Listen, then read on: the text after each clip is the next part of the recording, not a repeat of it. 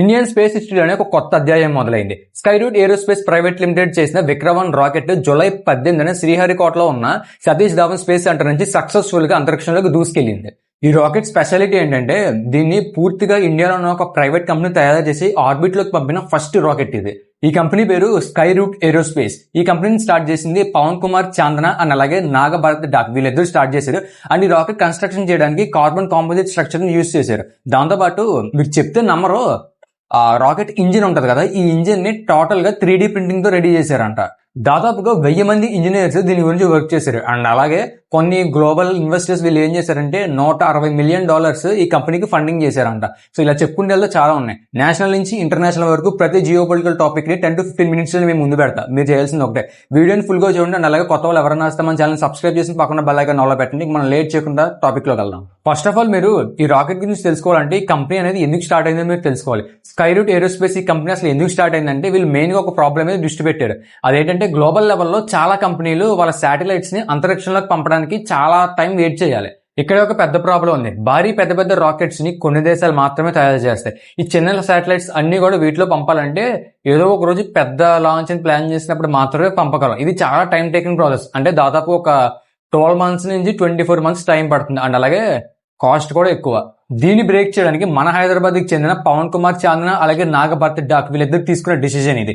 వీళ్ళు ఆల్రెడీ ఇస్రోలో ఒకప్పుడు సైంటిస్ట్ కింద వర్క్ చేసిన వాళ్ళే. తర్వాత వీళ్ళు జాబ్ మానేసి 2018లో స్కైరూట్ ఏరోస్పేస్ అని చెప్పి ఒక స్టార్ట్అప్ ని స్టార్ట్ చేశారు. దీని మెయిన్ మిషన్ ఏంటంటే ఎవరికైతే తక్కువ టైంలో వాళ్ళ శాటిలైట్స్ ని వాళ్ళకి కావాల్సిన ఆర్బిట్ లోకి పంపాలనుకుంటున్నారో వాళ్ళు ఒక డెడికేటెడ్ ఫ్లైట్ ని అయితే బుక్ చేసుకునేలాగా ఈ విక్రమన్ రాకెట్ ని డిజైన్ చేశారు.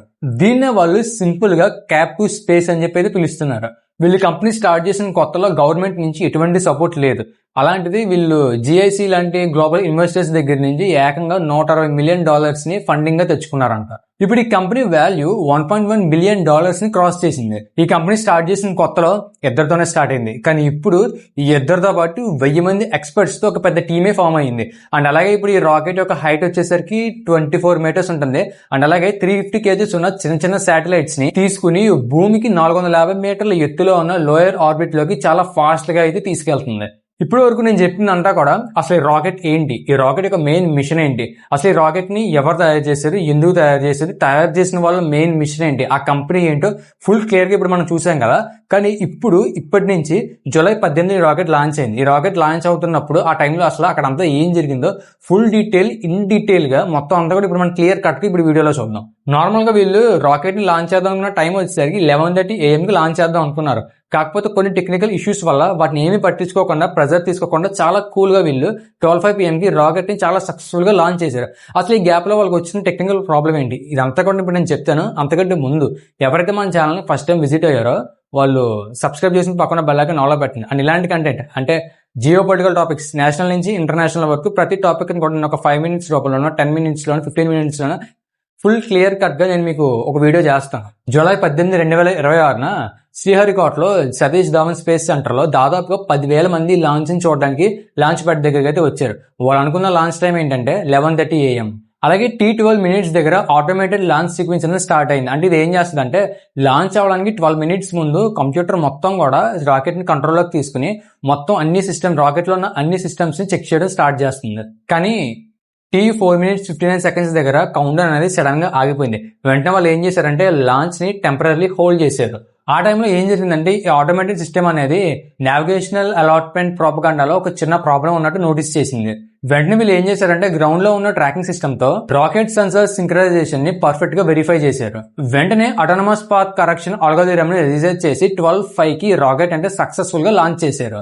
ఈ రాకెట్ కి సంబంధించి 2 ఇంట్రెస్టింగ్ విషయాలు ఉన్నాయి. ఒకటి ఏంటంటే నార్మల్ గా ఏదైనా ఒక రాకెట్ తయారు చేసినప్పుడు దానికి ఇంజిన్ ఉంటది కదా, ఆ ఇంజిన్ ని రెడీ చేయడానికి డిఫరెంట్ పార్ట్స్ ని తీసుకొచ్చి ఆ ఇంజిన్ లో కలుపుతారు. అండ్ అలాగే వెల్డింగ్ చేస్తారు. చాలా టైం టేకింగ్ ప్రాసెస్. అండ్ అలాగే దీనికి కొంచెం ప్రాసెస్ కూడా కొంచెం కాస్ట్ ఎక్కువ. కాకపోతే ఇంజిన్ ఒక చిన్న తప్పు వచ్చినా రాకెట్ మొత్తం కూడా ఇంజిన్ బ్లాస్ట్ అయిపోయి మొత్తం అంతా వేస్ట్ అయిపోతుంది. వీళ్ళు ఈ రాకెట్ లో ఏం చేశారంటే ఆ రాకెట్ ఇంజిన్ ఉంటది కదా, డిఫరెంట్ పార్ట్స్ ని తెప్పించుకోకుండా మొత్తం ఇంజిన్ మొత్తాన్ని కూడా ఒకే పార్ట్ కింద తయారు చేశారు. అది కూడా 3D ప్రింటింగ్ తో మొత్తం ఇంజిన్ ని ఒకేసారి రెడీ చేసేసారు. అండ్ దీనికి ఉన్న రెండో ప్రత్యేకత ఏంటంటే ఈ రాకెట్ లో ఎంబరస్ అని చెప్పి ఒక రోబోట్ ని పంపారు.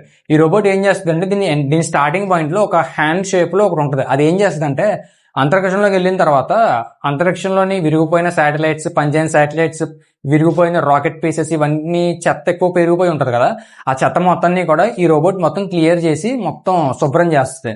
ఇలాంటి ఎక్స్పెరిమెంట్ మన ప్రపంచంలో ఏ కంట్రీ కూడా ఇప్పటిదాకా చేయాల. ఫస్ట్ టైం మన ఇండియానే దీన్ని చేసింది. సో దీని మీద మీ ఒపీనియన్ ఏంటో కామెంట్ చేయండి. అండ్ అలాగే ఫస్ట్ టైం ఎవరైనా మన ఛానల్ విజిట్ అయ్యి ఉంటే సబ్స్క్రైబ్ చేసుకుని పక్కన బెల్ ఐకాన్ ఆల్ పెట్టండి. అండ్ నెక్స్ట్ వీడియోలో మనం మళ్ళీ కలుద్దాం.